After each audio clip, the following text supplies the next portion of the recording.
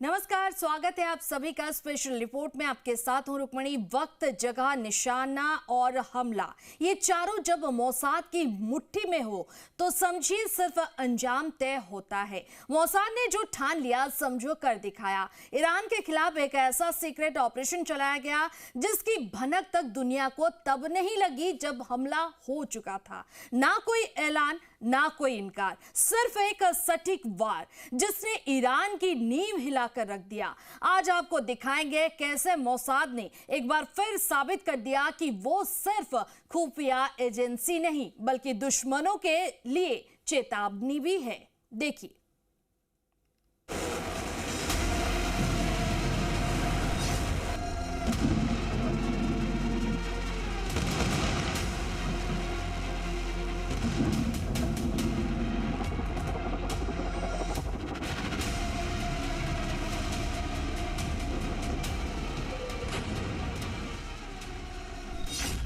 Mossad का plan Iran हुआ तबाह।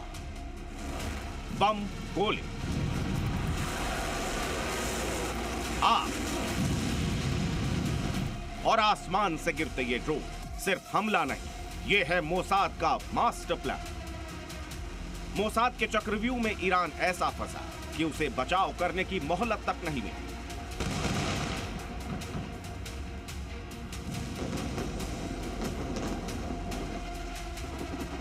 मोसाद ने एक झटके में ऐसा धावा बोला कि ईरानी बंकर और ईरान के सिक्योरिटी सिस्टम पूरी तरह से फेल हो गए। कहते हैं मोसाद जो ठान ले वो होकर रहता है। मोसाद एक ही मकसद रखता है, तरीका चाहे जो भी। मोसाद न लाउड होता है, न लंबा सोचता है, सीधा घुसता है और तोड़ देता है। मोसाद ऐसा वार करता है कि दुश्मन को बम गोले की रोशनी भी चुभने लगती है। इजराइल के हमले से पहले ही ईरान को भनक लग गई थी। इसके बावजूद अटैक रोकने में तेहरान फेल साबित हुआ क्योंकि मोसाद ने पहले से ही पूरा होमवर्क कर रखा था।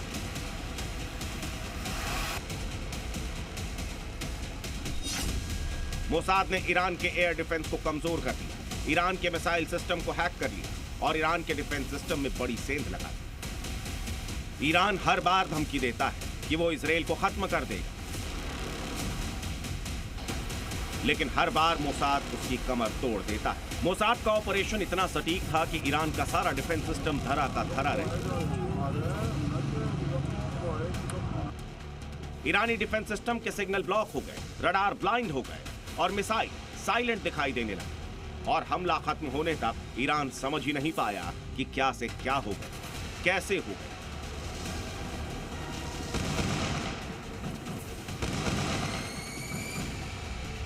दरअसल इजराइल की स्टेल्थ टेक्नोलॉजी को ईरान पकड़ ही नहीं पाया क्योंकि ईरान के पास न तो मजबूत साइबर डिफेंस है, न ही फील्ड एक्सपीरियंस। जबकि इजराइल ने गाजा, सीरिया, लेबनान, हमास और हूती लड़ाकों से लगातार लड़ाई लड़ी। दूसरी तरफ ईरान ने कभी फुल स्केल युद्ध लड़ा ही नहीं। ईरान सिर्फ प्रॉक्सी वॉर ही करता है, वो भी अब बेअसर दिखाई दे रहा है।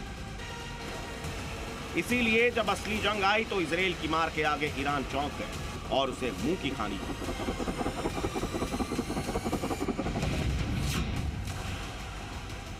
इजराइल ने ईरान में घुसकर जबरदस्त बमबारी कर तेहरान में परमाणु और सैन्य ठिकानों पर बम धमाकों से हाहाकार मचा दिया।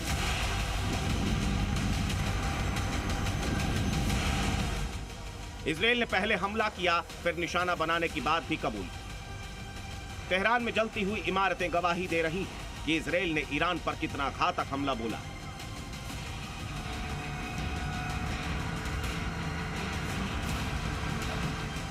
ईरान पर हमले की ये तस्वीरें बहुत कुछ कहती हैं, लेकिन समझने वाली बात यह है कि इजराइल ने ईरान पर हमला आखिर किया। इस सवाल के जवाब में इजराइल ने एक बयान जारी करते हुए कहा कि तेहरान को परमाणु हथियार विकसित करने से रोकने के लिए ईरानी परमाणु ठिकानों को निशाना बनाया गया। इजराइल ने यह भी दावा किया कि इस लड़ाई को फिलहाल वो अकेले ही लड़ रहा है, मतलब उसका जिगरी दोस्त अमेरिका इस जंग में अभी तक नहीं कूदा। בוקר למתקפת מנע מדויקת במטרה לפגוע בתוכנית הגרעין האיראנית וכדי למנוע ממנה להשיג נשק גרעיני. בדקות האחרונות מטוסי חיל האוויר השלימו מהלומת פתיחה שכללה תקיפה של עשרות מטרות צבאיות ומטרות מתוכנית הגרעין במרחבים שונים באיראן.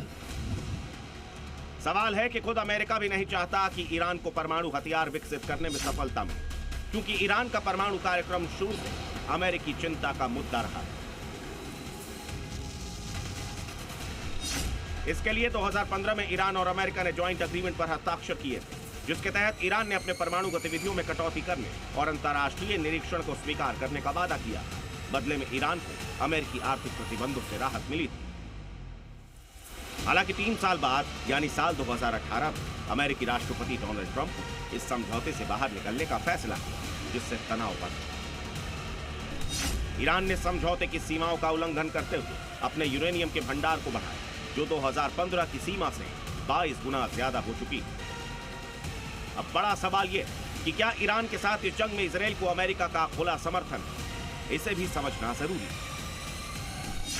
अमेरिकी राष्ट्रपति डोनाल्ड ट्रंप ने ईरान से एटमी प्रोग्राम पर समझौता करने को कहा। उन्होंने कहा है कि ईरान के पास इजराइल के साथ संघर्ष को रोकने का अभी भी समय है। ट्रंप ने कहा कि ईरान को समझौता करने के कई मौके दिए, लेकिन ईरान ने ऐसा नहीं किया। ट्रंप ने ईरान को चेतावनी देते हुए कहा कि ईरान को एक समझौता करना चाहिए, उससे पहले कि कुछ भी ना हो। मतलब साफ है, अमेरिकी राष्ट्रपति डोनाल्ड ट्रंप के इस बयान से यह अंदाजा लगाना मुश्किल नहीं होगा कि ट्रंप क्या कहना चाहते हैं। उधर ईरान के विदेश मंत्रालय ने भी कहा कि इस तरह की आक्रामक कार्रवाई बिना अमेरिका की सहमति और सहयोग के मुमकिन नहीं।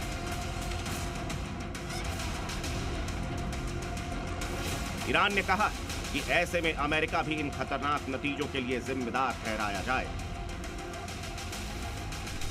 लेकिन क्या ईरान की धमकियों से इजराइल डर जाएगा? ऐसा लगता तो नहीं, क्योंकि इजराइल ने इस बार ऐसा प्लॉट तैयार किया है जिसके जाल में फंसने के बाद ईरान का बचना करीब करीब नामुमकिन है।